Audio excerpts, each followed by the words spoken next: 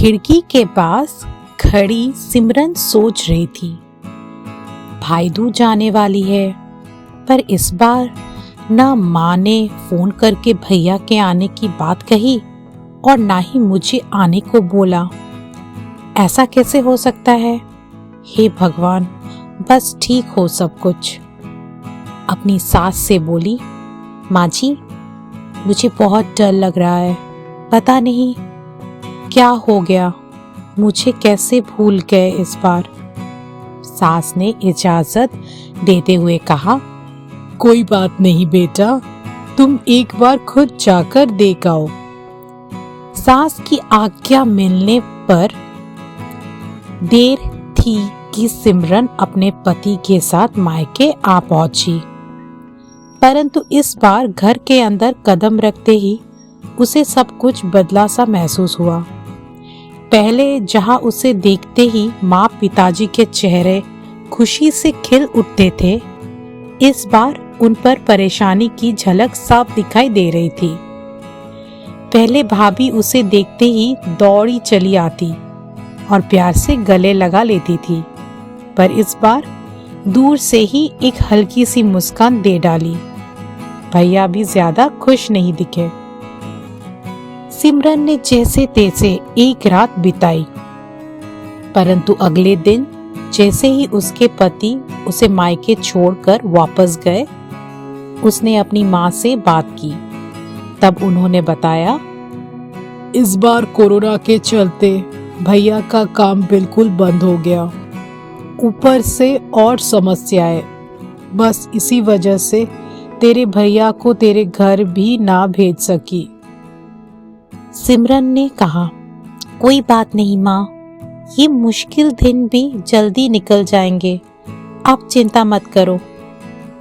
शाम को भैया भाभी आपस में बात कर रहे थे, जो सिमरन ने सुन ली। भैया बोल रहे थे, पहले ही घर चलाना इतना मुश्किल हो रहा था, ऊपर से बेटे की कॉलेज की फीस, परसों भाई दूज है, सिमरन को भी कुछ देना पड़ेगा।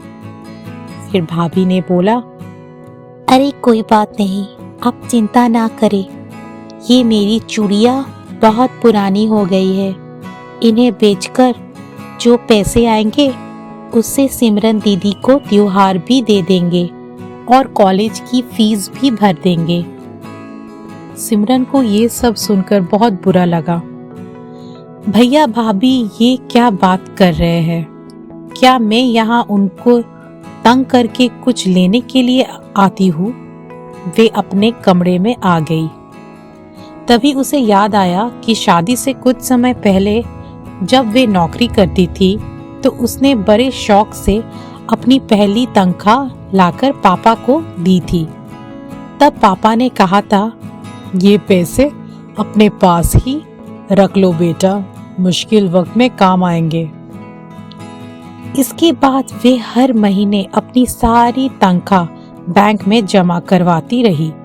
शादी के बाद जब भी मायके आई तो माँ ने उसे पैसे निकलवाने को कहा, पर सिमरन हर बार कह देती कि अभी मुझे जरूरत नहीं, पर आज उन पैसों की उसके परिवार को जरूरत है। वे अगले दिन ही सुबह भतीजे को साथ लेकर बैंक गई और सारे पैसे निकालवा कर पहले भतीजे की कॉलेज की फीस जमा की और फिर घर का जरूरी सामान खरीदकर घर वापस आ गई। अगले दिन जब भैया का टीका किया तो भैया ने भरी आंखें से उसके हाथ में 100 का नोट रखा। सिमरन मना करने लगी तो भैया ने बोला, ये तो शगुन है पगली, मना मत करना। सिमरन ने बोला, भैया, बेटियां मायके शगुन के नाम पर कुछ लेने नहीं, बल्कि अपने माँ बाप की अच्छी सेहत की कामना करने, भैया भाभी को माँ बाप की सेवा करते देख ढेरों दुआएं देने और बड़े होते भतीजे भतीजियों की नजर उतारने आती है। जितनी बार मायके की दहलीज पार करती है, ईश्वर से उस दहलीज की सलामती की दुआएं मांगती है। जब मुझे देख माँ बाप के चेहरे पर रौनक आ जाती है। भाभी दौड़कर गले लगाती है, आप लाड लड़ाते हो, मुझे मेरा शगुन मिल जाता है। अगले दिन सिमरन ने मायके से विदा लेकर ससुराल जाने के लिए जैसे ही दहलीज के पार कदम रखा कि भैया का फोन बज उठा। उन्हें अपने व्यापार के लिए बहुत बड़ा ऑर्डर मिला था।